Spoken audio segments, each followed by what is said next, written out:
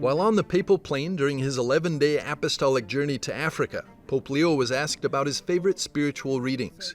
Responding to the journalists, the Holy Father pointed to a 4th century letter, Augustine's letter to Proba. It's a letter that the Holy Father has quoted publicly only one time before, while speaking to the Roman Curia about the gift and rarity of genuine friendship and its need to have true communion. I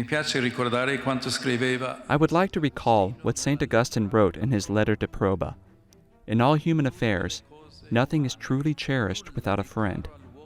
Yet, he asked, with a note of bitterness, but how seldom in this life is such a person found whose spirit and conduct may be trusted with full confidence. So who was Proba, and what did St. Augustine write to her about? Proba was a wealthy Roman widow who fled Italy and migrated to North Africa as a refugee with her daughter-in-law Juliana and grandniece Demetrias after the sack of Rome in 410. The letter is a response to Proba, who then asked the bishop about the meaning of St. Paul's words, "We do not know how to pray as we ought," in his letter to the Romans.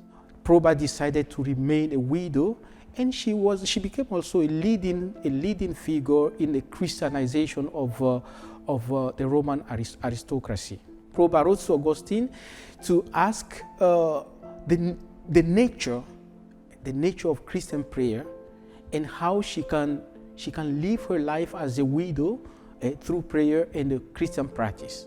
According to Father Colawole Chabi, a professor at Rome's Pontifical Patristic Institute, Augustinianum, St. Augustine's letter to the noblewoman Proba is one of the most important discourses on Christian prayer in the history of the Church. In the letter, St. Augustine describes prayer as an exercise of desire that increases the soul's capacity to receive God's living grace. The first thing he did was to speak about the disposition of the person who prays. And then he talked about the object of prayer. Why we pray is because we seek la beata vita, which is the happy life. The happiness does not mean to do what you want, but to do what is right and to possess God. Possessing God is being happy. According to Father Chabi, this 5th century correspondence between the bishop and the widow remains relevant for Christians today. While Pope Leo has highlighted many of St. Augustine's teachings in his homilies and public addresses, he stands within a long tradition of the Church, which has looked to Augustine's wisdom for centuries. Generally, Augustine's works are cited, in various church documents. If you take the Catechism, even the documents of the Second Vatican Council, for example, Augustine comes first among the fathers of the Church who are cited. In the Catechism of the Catholic Church, in the section on prayer, Augustine's letter to Proba was also used. Recognized as one of the early church fathers who laid the foundations of Christian theology, the renowned Bishop of Hippo wrote several letters to men and women on matters of doctrine and spirituality. Augustine wrote letters to women that when you read them, you find that he treated them just as equal to any man. So he has a lot of respect. We only need to think of Monica, the value that Augustine gave to the mother.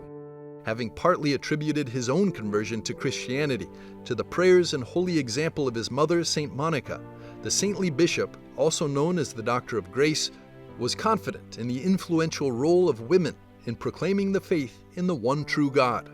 In his letter to Proba, the Bishop of Hippo commended the noblewoman for being a pious and devoted handmaid of God and encouraged her to continue to live her Christian vocation by serving those around her.